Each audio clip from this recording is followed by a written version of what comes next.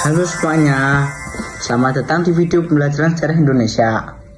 Kali ini kita akan bahas salah satu peristiwa penting dalam perjalanan bangsa, yaitu awal dan faktor kebangkitan nasional Indonesia. Peristiwa ini menjadi titik balik penting di mana bangsa Indonesia mulai sadar akan pentingnya persatuan, pendidikan, dan perjuangan bersama untuk mencapai kemerdekaan. Sebelum abad ke-20, perjuangan rakyat Indonesia masih bersifat kedaerahan dan tidak terorganisir. Perlawanan seperti Perang Diponegoro, Perang Aceh, dan Perang Patri memang menunjukkan semangat melawan penjajahan. Tetapi karena belum adanya rasa persatuan antar daerah, perjuangan itu mudah dipatahkan oleh penjajahan Belanda.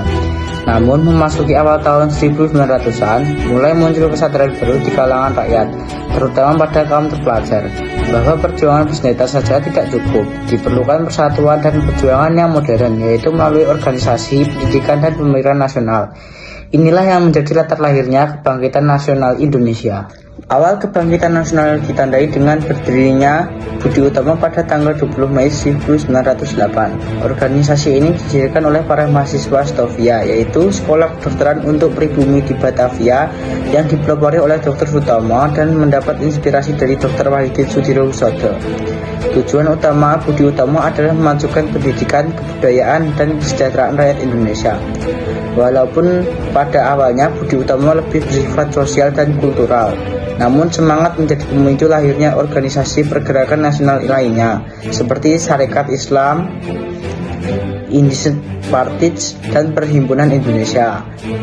Tanggal 20 Mei kemudian diperingati sebagai Hari Kebangkitan Nasional karena menjadi simbol kebangkitan semangat persatuan dan kesadaran berbangsa. Ada beberapa faktor penting yang mendorong terjadinya kebangkitan nasional Indonesia.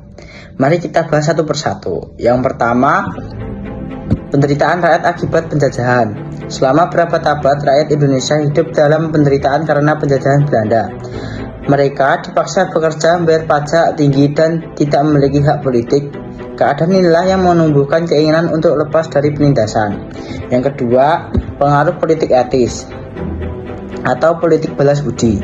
Setelah banyak kritik terhadap kebijakan kolonial, pemerintah Belanda menerapkan politik etis pada tahun 1901. Politik ini berisi 3 program utama, yaitu edukasi pendidikan, irigasi yaitu pengairan, dan imigrasi atau perpindahan penduduk. Dari program pendidikan inilah kaum terpelajar pribumi yang mulai sadar akan pentingnya kemerdekaan.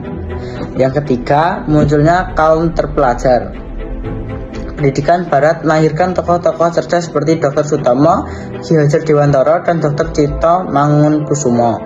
Mereka mulai berpikir kritis dan menyadari bahwa Indonesia harus bersatu untuk mencapai kemajuan. Yang keempat, pengaruh pergerakan dunia internasional.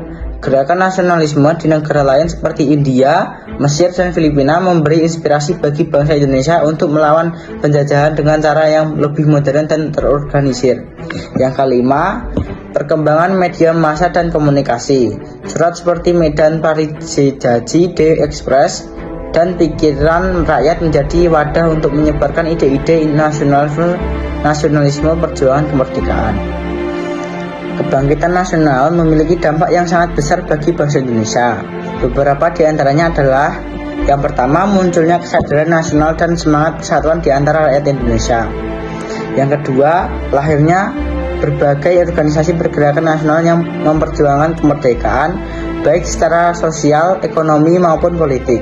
Yang ketiga, perjuangan rakyat tidak lagi bersifat kedaerahan, tetapi berubah menjadi perjuangan nasional yang terkoordinasi.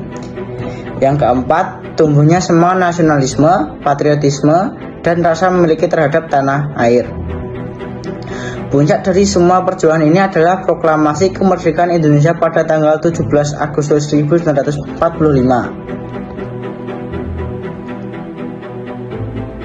Dari peristiwa kebangkitan nasional, kita belajar bahwa pendidikan, persatuan, dan kesadaran akan identitas bangsa merupakan kunci utama dalam mencapai kemerdekaan dan kemajuan. Sebagai generasi muda, kita harus melanjutkan semangat para pendahulu dengan belajar bersungguh-sungguh, menjaga persatuan, dan berkontribusi untuk kemajuan Indonesia. Mari kita terus kobarkan semangat kebangkitan nasional dalam diri kita.